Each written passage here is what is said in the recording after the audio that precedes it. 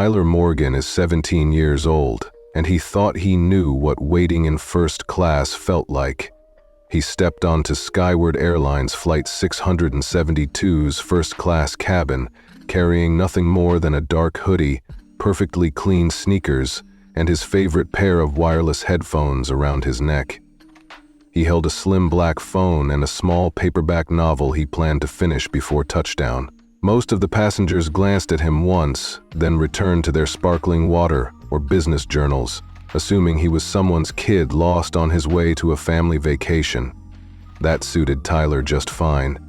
He never wanted to draw attention.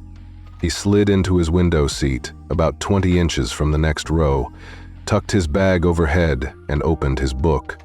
A few minutes later, Karen Mitchell came down the aisle. She is in her late 40s, uniform spotless, hair pulled into a bun so tight it looked carved. Tyler watched her trained steps as she greeted the other passengers with practiced smiles that never reached her eyes. When she reached his seat, every bit of that practiced politeness fell away. She tilted her head and spoke loud enough for half the cabin to look up. "Excuse me," she said. Tyler looked up, puzzled.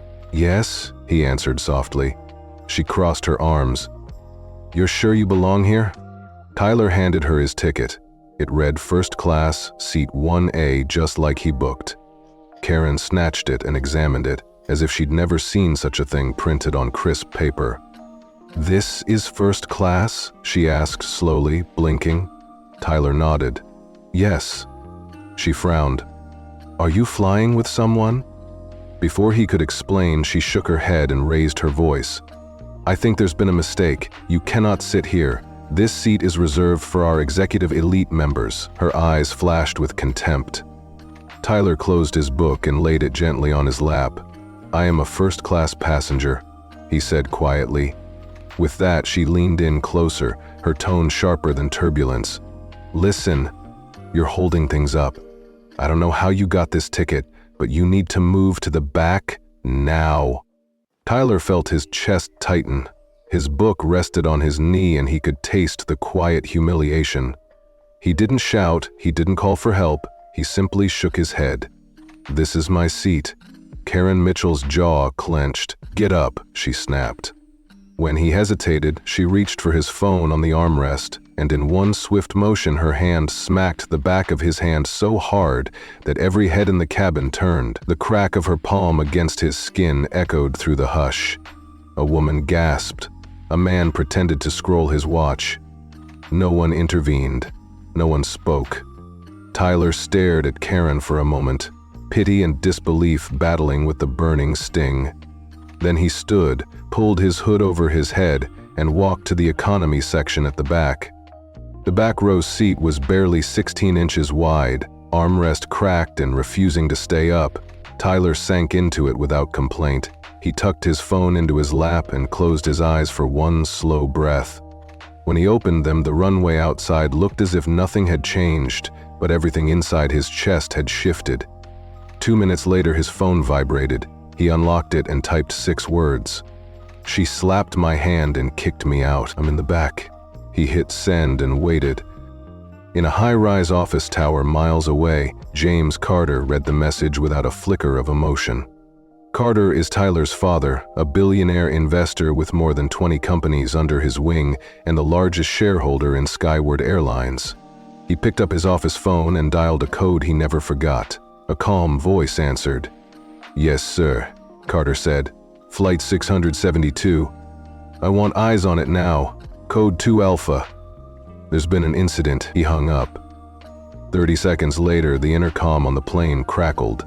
Tyler watched from the back as Karen Mitchell returned to the galley, the smug curl of her lips back in place. She poured herself a cup of coffee and leaned against the counter, satisfied. A young attendant named Avery Brooks hovered beside her. Avery Brooks is polite and soft-spoken, still new enough to doubt his instincts. "Karen, was there really a problem with his ticket?" he asked quietly. Karen rolled her eyes. "You saw him, right? He didn't look the part." Avery glanced at Tyler's barely visible hoodie. "He had the right ticket," she laughed. "Probably borrowed it. We can't have that kind of nonsense in first class. It sets a terrible example. Avery shifted uncomfortably. Moments later, the intercom sounded again. Karen Mitchell, please report to the cockpit.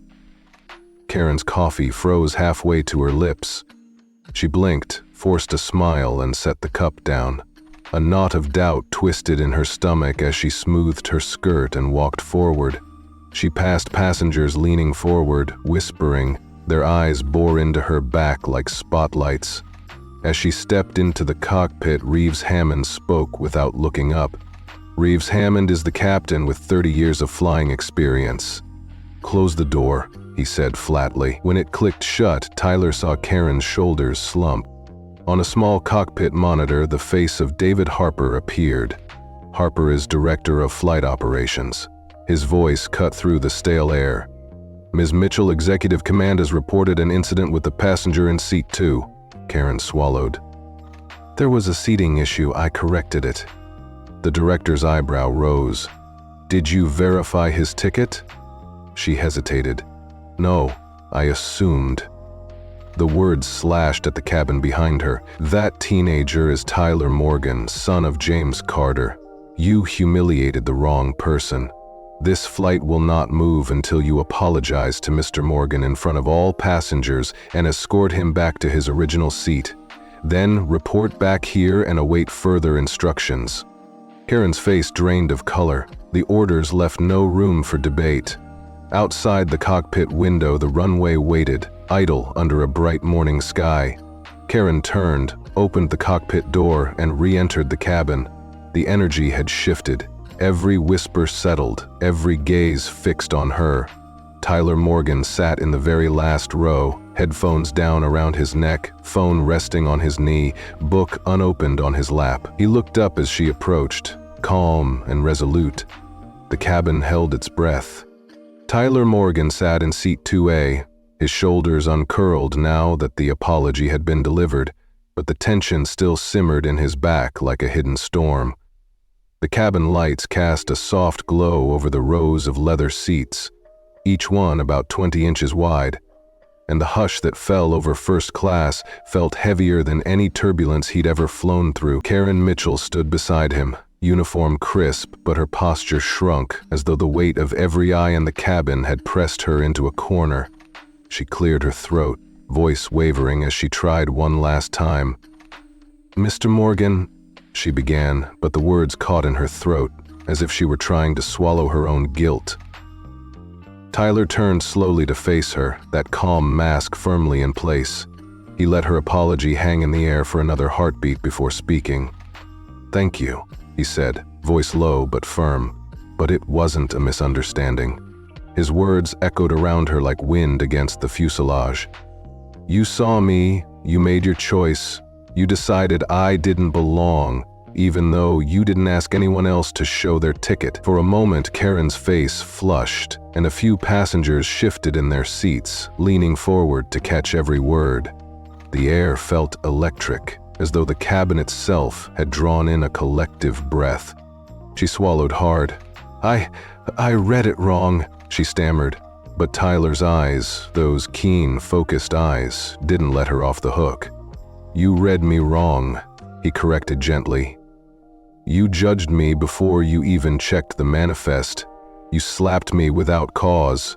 A few rows back, a woman tapped her husband on the shoulder and whispered something, her eyes wide with sympathy. The man nodded, looking at Tyler with a flicker of shame in his gaze. Karen Mitchell looked around, as though suddenly noticing the silent spectators. She cleared her throat again. If there's anything else you need, please let me know, she murmured, voice fragile. Tyler gave a small nod and returned his attention to the book he'd been reading, flipping carefully to the page he'd marked before the entire ordeal began. He settled his fingers around the edges of the paperback, the smooth spine contrasting with the rough knot in his chest. Karen turned and walked back down the aisle, each step careful and constrained, as though she were avoiding cracking under the weight of her own actions. Avery Brooks, the young attendant who'd witnessed everything, met her in the galley.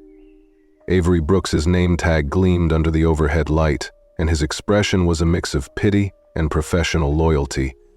Are you all right? he asked softly, concern lacing his tone. Karen pressed her back against the metal counter, as though bracing herself against a storm. Her hands trembled slightly as she gripped the edge of a tray, rearranging cups that didn't need rearranging, an attempt to fill the silence. "I handled it," she said at last, voice brittle like broken glass. Avery said nothing, his silence louder than any rebuke. The two of them stood in the narrow space, shoulders nearly touching, and for the first time Karen looked small, stripped of her usual certainty. Back in 2A, Tyler's book lay open but unread. His mind replayed every moment, the sharp slap, the hush of the cabin, the cruelty in Karen's eyes. He raised his phone again and unlocked it. A new message glowed on the screen. "Stay calm, more people are watching than you think. The plane will still fly, but only on my terms." Tyler's lips curved in a faint, almost imperceptible smile. It wasn't relief, but a small signal of understanding, an acknowledgement that the real power had shifted. In the cockpit, Captain Reeves Hammond kept one hand on the control column and the other on the intercom handset, his face as impassive as a statue carved from stone.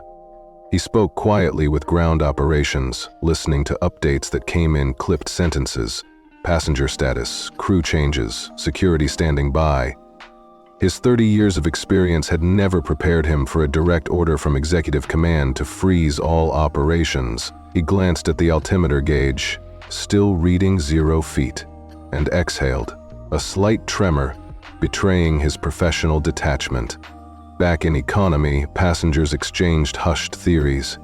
One man leaned across the aisle to his wife. He wore a gray sweater, accentuating the silver in his hair. "Did you see who he was?" he whispered. "Son of James Carter, the billionaire investor. They held the entire flight for him."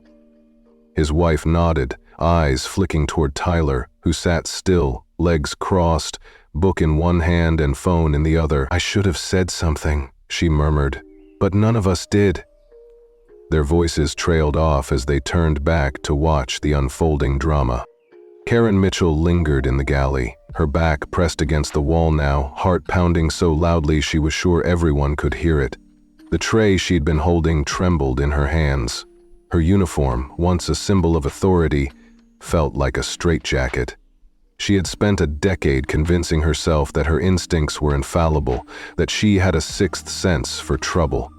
But now she realized she had acted on prejudice, and that prejudice had nearly destroyed her career. Avery Brooks approached and handed her a folded piece of paper. She unfolded it with shaking fingers. It was the employee removal protocol, a clear directive that she must step off the aircraft upon return to the gate. Security would meet her, and an airline official awaited her debriefing.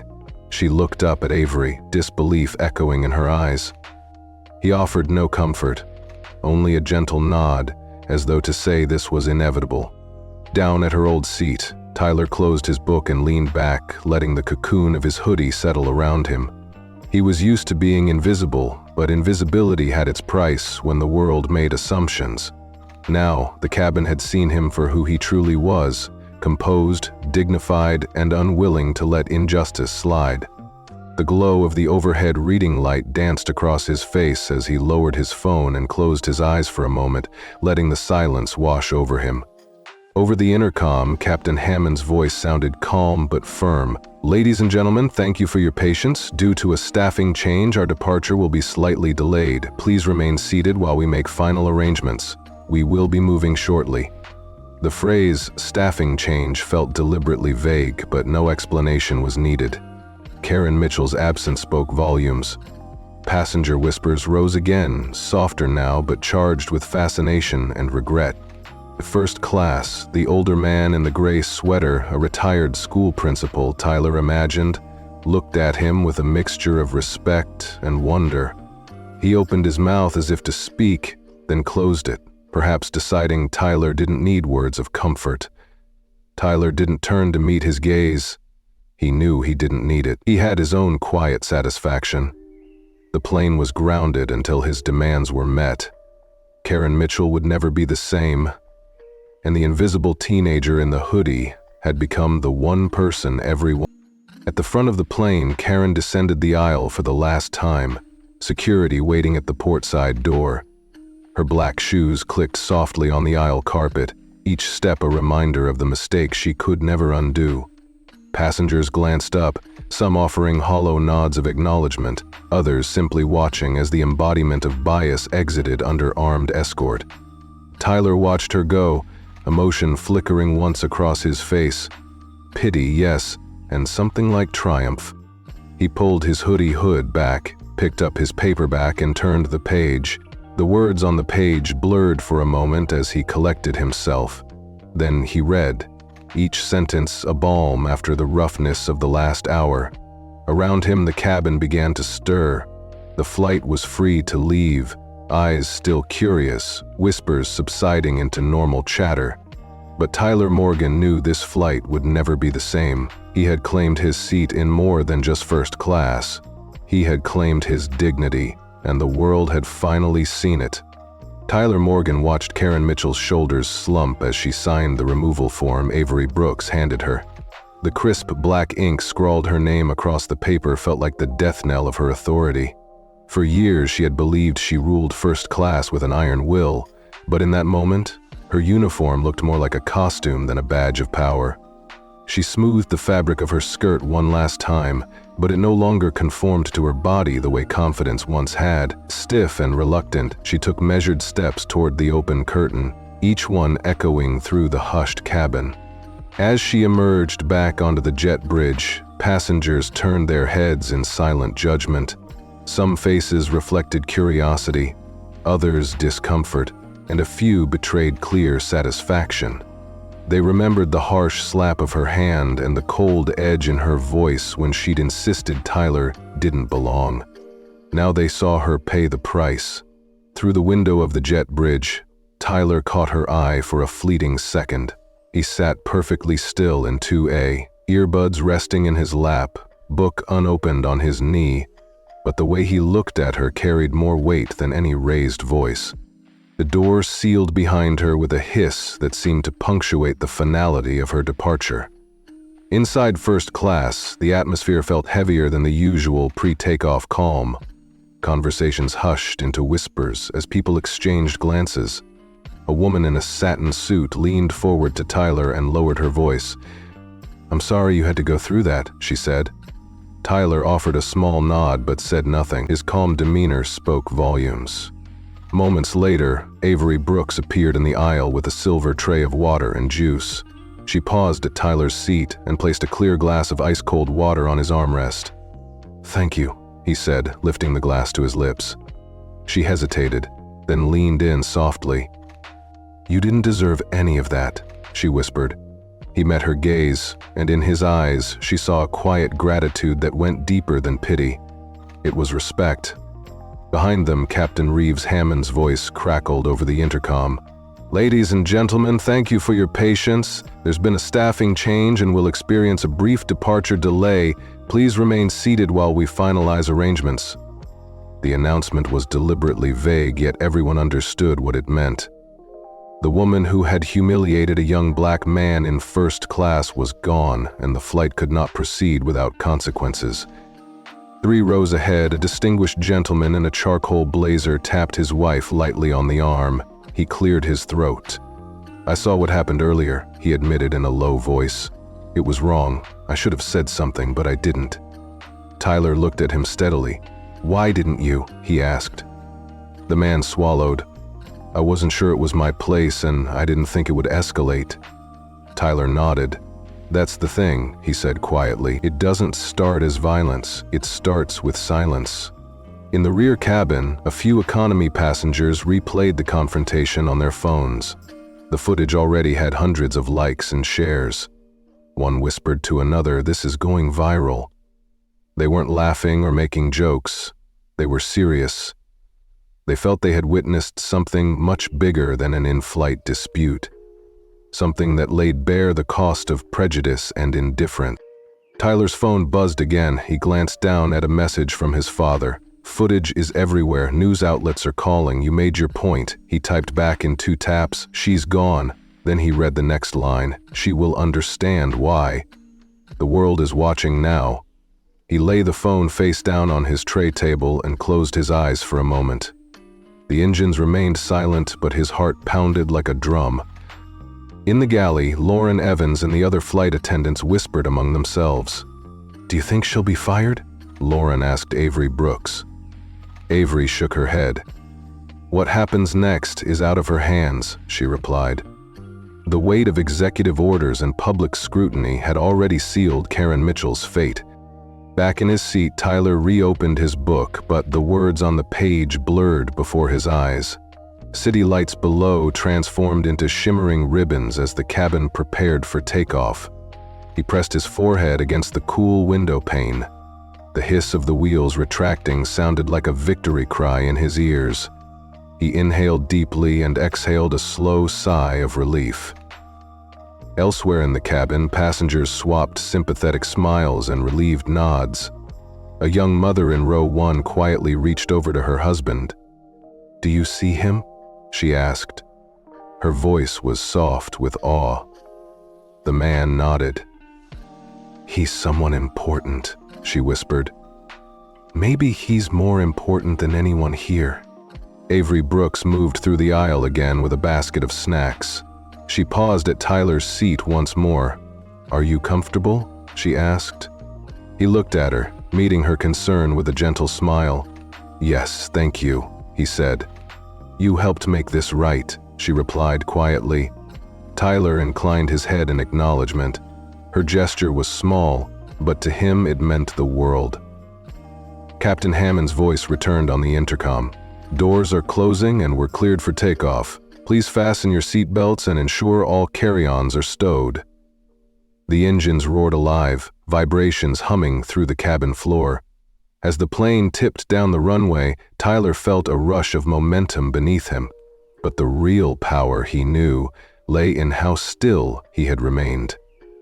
He took one last look around the cabin. The eyes of first class were on him, not with pity or fear, but with newfound respect. He didn't need to gloat or raise his voice. His dignity had spoken for itself. He placed his book back on his tray and folded his hands neatly in his lap. As the plane lifted into the night sky, Tyler Morgan settled back in his seat, knowing that tonight he had reshaped more than just a flight. He had offered a lesson in courage and quiet strength that no slap could diminish and no prejudice could erase.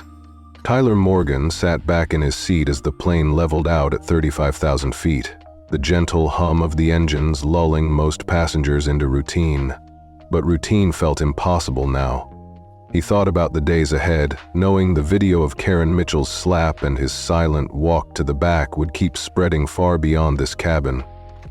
His phone buzzed with yet another press alert. Footage went viral, reached 20,000 views within the hour, then 80,000, and still climbed. His father was already in talks with airline counsel and PR teams. But Tyler wasn't focused on headlines. What mattered was that everyone had seen the truth. They'd seen the cruelty born of assumption and the power unleashed by quiet courage. Maybe now someone else would speak up next time. Before prejudice got loud. Across the aisle, the man in the gray blazer tapped his tablet another time. He glanced at Tyler, then back at the screen, reading through comment threads that debated everything from passenger rights to systemic racism. 2 rows behind, a woman leaned in to whisper to her friend. "They didn't even check his ticket properly," she said in disbelief. "Can you believe that?" her friend replied. "No, but I'm not surprised either." In economy, a few passengers replayed the clip on their phones in somber silence, as though they were watching history unfold.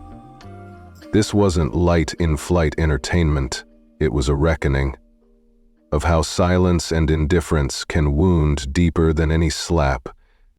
In the cockpit, Captain Reeves Hammond scanned the horizon beyond the windshield. He had flown through thunderstorms and emergency landings, but he had never felt responsibility press upon him as heavily as when he heard the executive order to delay Flight 672. The corporate line had already put out a notice. Flight 672, incident under executive review, silence recommended. He tapped his headset. "Replacement crew member is on standby," he said. He glanced at the altimeter, still 0 feet, and exhaled. Outside, the sky was clear. Inside, every passenger felt that strange tension that follows a storm's passing. They waited for takeoff but carried a quieter, deeper turbulence in their hearts. In the galley, Avery Brooks leaned against the counter, sipping ice water to calm her nerves. She had seen nervous flyers and minor emergencies, but nothing like this. A conflict born not of chaos, but of calculated cruelty. A few feet away, Lauren Evans folded her arms and watched the cabin monitors. "Do you think she'll fight it?" Lauren asked. "Fight what?" Avery replied without missing a beat. "The investigation, the suspension, the fact that she's never flown again? Maybe," Lauren sighed. "But first she'll have to admit what she really did. Judge someone by skin color, then slap him because he looked out of place. That's the truth no one wants to admit." A buzz from Tyler's phone interrupted his thoughts. He unlocked it to see a message from his father. "HR has started the inquiry. They want your statement today. I'll handle the rest." Tyler typed back in 2 taps. Let it. Maybe that's the only way things change. He pocketed the phone and stared out the window as city lights below blurred into gold. He wasn't seeking revenge, and he didn't need to fight for headlines. He just wanted the world to remember. Kindness and fairness matter, and silence can kill. Avery returned to first class with the snack cart, offering refreshments with steady hands. She paused at Tyler's seat. "Is there anything else I can get you?" she asked softly. Tyler met her eyes. "Just water, thank you." She nodded and placed a fresh glass on his tray. Then she leaned in, voice low. "I'm sorry I didn't say anything sooner." Tyler's lips curved in a small, respectful smile. "You didn't have to fix it," he said quietly. "You just had to see it." Her eyes glistened as she swallowed. "I saw it now," she whispered. Across the aisle, the gray blazered man turned from his tablet and gave Tyler a hesitant nod. He cleared his throat. "Look," he began, voice low. "I keep thinking about when I just sat there." Tyler lifted his gaze. "Why didn't you speak up?" he asked calmly. The man's shoulders slumped. I wasn't sure it was my place, and I thought it was none of my business." Tyler nodded slowly. "That's the thing," he said softly. "It doesn't start as violence. It starts with silence." Meanwhile, in the rear cabin, passengers scrolled their social feeds. One woman watched the clip and posted it to her account with a caption that read, "This is why representation matters." A man behind her retweeted a journalist's query for comment from Skyward Airlines. The clip already had reporters tapping their keyboards, searching for statements from PR and civil rights groups. Tyler didn't look at these updates. He let the momentum build. He knew the real change began when people could no longer pretend such moments were invisible. 3 rows ahead, the businessman in the navy tie tapped out a LinkedIn post. "Today I watched a young man stand taller than anyone on this plane without raising his voice," he typed. "I saw bias, I saw silence, and I saw consequence. But most of all, I saw dignity. That kind of leadership can't be taught in boardrooms." He hit send, then closed his laptop with a soft click. Around him, others logged onto social feeds, sharing the story with friends and colleagues. As the aircraft's wheels touched the runway with a gentle thud, Tyler felt the culmination of everything settle in his chest like a quiet triumph. He fastened his seatbelt without looking up, hands steady and calm. He had not asked for cameras, pointed questions, or public accolades. He had only refused to be invisible. Now, as the crew prepared for disembarkation, he knew the flight's final lessons would land with him at the gate. That truth, once spoken or shown, demands attention. That silence can never shield injustice. And that even the quietest among us can change the story when we stand our ground. The seatbelt sign dinged off. Passengers hesitated. Usually they sprang from their seats to scoop up bags, but today they moved slowly, deliberately. Row by row they stepped into the aisle, passing Tyler's seat with nods, murmured thank yous, or downward glances. No one hurried. It was as if they, too, recognized the gravity of what had played out in this cabin. A very tall man in a black overcoat was the last to enter, followed by a younger woman with a clipboard and a sharply dressed executive in a gray suit with a silver lapel badge. They paused at the front, respectful, as if they'd entered a solemn gathering rather than an airliner. The man in the overcoat cleared his throat. "Mr. Morgan," he said, voice low and measured, "my name is Mark Sullivan. I'm with Public Relations." Tyler locked eyes with him, expression calm but unyielding. "Go ahead," he said. Mark Sullivan glanced at the woman with the clipboard, then back at Tyler. "First, I want to say there is absolutely no excuse for what happened on this flight. The flight attendant involved has been removed from duty indefinitely, and we have launched a full internal review of her conduct." Tyler watched the executive's polished features.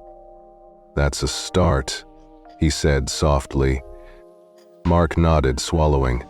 "We will also issue a formal public apology within the next few hours.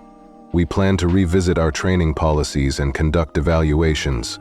We understand if you do not wish to speak publicly, but if you choose to, we will fully support your message." Tyler leaned forward slightly, hands still folded.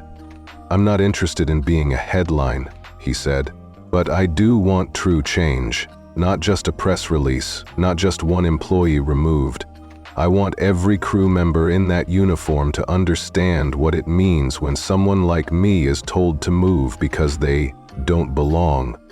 I want that training to be more than a box checked on a list. I want you to say it, not just to me, but to every person who saw this happen and did nothing." Silence was the loudest part of that flight. A hush fell. Mark Sullivan's eyes widened as though the words had cut through every layer of corporate diplomacy. He nodded slowly. "We hear you," he said.